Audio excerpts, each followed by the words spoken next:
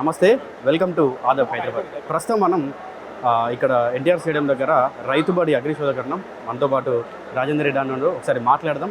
ఈ అగ్రి షోలో ఏమేమి పెట్టారో, అట్లాగే పబ్లిక్ రెస్పాన్స్ ఎట్లా ఉంది, ఇవన్నీ కూడా మాట్లాడి తెలుసుకుందాం. అన్న నమస్తే అన్న, ఏం చెప్తారన్న? పబ్లిక్ రెస్పాన్స్ ఎట్లా ఉంది అండ్ ఇక్కడ ఏమేమి పరికరాలు తీసుకొచ్చారు మీరు? ఈ ప్రజాస్పందన అంటే రైతుల స్పందన ఇది అనూహ్యంగా ఉంది. ఎందుకంటే మేము ఊహించిన దానికంటే కూడా ఎక్కువ మంది రైతులు వచ్చారు. 1,00,000 మంది రైతులు వచ్చే విధంగా మేము ఏర్పాట్లు చేపడుతున్నామని చెప్పాము. కానీ అంతకు మించి రైతులు రావడం అంటే ఇది రైతులకు కొత్త విషయాలు తెలుసుకోవాలన్న ఆసక్తి ఇందుకు ప్రధానమైన కారణం. మేము ఇచ్చిన పిలుపు, మేము చేసిన ఏర్పాట్ల కంటే కూడా రైతులకు కొత్త విషయాలు తెలుసుకోవాలి, వ్యవసాయంలో ఇంకా మున్ముందు చాలా ఉత్సాహంతో చేయాలి, కొత్తదనంగా చేయాలి అని ఆ రైతులకు ఉన్నటువంటి ఆసక్తి ఇందుకు కారణం. 2 తెలుగు రాష్ట్రాల్లోని అన్ని జిల్లాల నుంచి రైతులు ఇక్కడికి వచ్చారు. కర్ణాటకలోని అనేక జిల్లాల నుంచి రైతులు వచ్చారు. కొన్ని ప్రాంతాల్లో తమిళనాడు, మహారాష్ట్రాల నుంచి కూడా రైతులు ఇక్కడికి వచ్చారు. తెలుగు మాట్లాడగలిగి, తెలుగు వినగలిగి, తెలుగు అర్థం చేసుకోగలిగిన రైతులు అందరూ కూడా ఇక్కడికి చాలా మంది వచ్చారు పెద్ద సంఖ్యలో. కొన్ని ఊర్లలో అయితే 100 మంది వరకు కూడా రైతులు వచ్చారు. కొన్ని గ్రామాల నుంచి 5, 10 మంది ఇట్లా తరలి వచ్చిన పరిస్థితులు ఉన్నాయి. కొత్త విషయాలు తెలుసుకోవడానికి ఉత్సాహంగా ఉన్నారు. వ్యవసాయ సాంకేతికత ఏం మారుతుంది, ఎలాంటి మార్పులు జరుగుతున్నాయనే విషయాలు తెలుసుకోవడానికి పెద్ద సంఖ్యలో వచ్చారు. మంచి స్పందన కనిపించింది. ఇలాంటి కార్యక్రమాలు ఇంకా చాలా చేయాలని చాలా మంది కోరారు. మా ప్రాంతాల్లో కూడా పెట్టండి, జిల్లాల్లో పెట్టండి అని అడిగారు. ఆ ప్రయత్నం చేస్తాం. గతంలో నల్గొండలో చేశాము, అనంతపురంలో చేశాము, ఇప్పుడు హైదరాబాద్లో చేస్తున్నాం. ముందు కూడా జిల్లాల్లో చేస్తాము, హైదరాబాద్ కూడా కంటిన్యూ చేస్తాం. ఈ సోషల్ మీడియాలో చాలా వరకు డిఫరెంట్ కంటెంట్స్ ఉన్నా కూడా మీరు అగ్రికల్చర్ అనే ఒక కంటెంట్ తీసుకొని ఒక ప్రపంచాన్ని సృష్టించినట్టు మీరు నిజంగా మన తెలుగు ప్రజలకే కాకుండా, అంటే తెలుగు రాష్ట్రాలే కాకుండా వేరే రాష్ట్ర వ్యూవర్స్ కూడా మన వీడియోలు చూస్తూ ఉంటారు.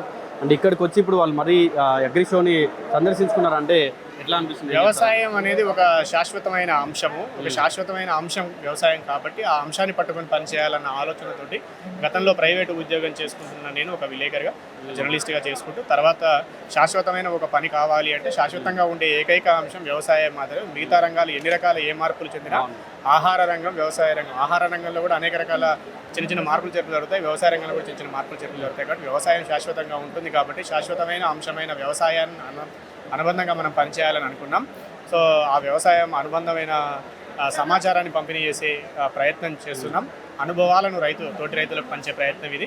సో అలాంటి కార్యక్రమంలో భాగంగానే ఈ అగ్రి షో కూడా ఒక చిన్న అప్రిషియేషన్ నా సైడ్ ఉంటాను. నా చిన్న అప్రిషియేషన్ అంటే ఊర్లలో పెద్దవాళ్ళు అవ్వచ్చు, చిన్నవాళ్ళు అవ్వచ్చు, ప్రతి ఒక్కరు కూడా చాలా క్లియర్గా అర్థమయ్యే పద్ధతిలో, అర్థమయ్యే రీతిలో మీరు ఆ కంటెంట్ ఎక్స్ప్లెయిన్ చేయడం కావచ్చు, లేదంటే ఒక డిఫరెంట్ ప్రోడక్ట్ని తీసుకుని దాని గురించి ఎక్స్ప్లెయిన్ చేయడం కావచ్చు, చాలా బాగుంటుంది అన్న. ఇది ఇట్లా మీకు అదే రైతులు మాట్లాడుకునే భాష, రైతులతో మాట్లాడే విధానం, వాళ్ళతోటి అడిగి వాళ్ళతోటి మాట్లాడుతున్నాం కాబట్టి వాళ్ళకి అర్థమయ్యే భాషలోనే వ్యక్తం.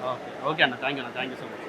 సో రైట్, ఇది మొత్తం కూడా రాజేందర్ రెడ్డి అన్న ఏం చెప్తా ఉన్నారంటే రైతుల స్పందన అయితే చాలా వరకు ఎక్కువగా ఉంది. ఒక మన తెలుగు రాష్ట్రాలు అంటే తెలంగాణ, ఆంధ్రప్రదేశ్ కాకుండా పక్కన కర్ణాటక, తమిళనాడు, అక్కడి నుంచి కూడా కొంతమంది వ్యవసాయం చేసేటువంటి వాళ్ళు రైతులు ఇక్కడికి వచ్చి దీన్ని రైతుబడిని ఏదైతే ఇది ఉందో దీన్ని సందర్శించుకుంటా ఉన్నారని కూడా మనకు రాజేందర్ చెప్తా ఉన్నాడు. మరిన్ని వీడియోస్ కోసం మన ఛానల్ సబ్స్క్రైబ్ చేసుకోవడం మర్చిపోకండి. ఓకే.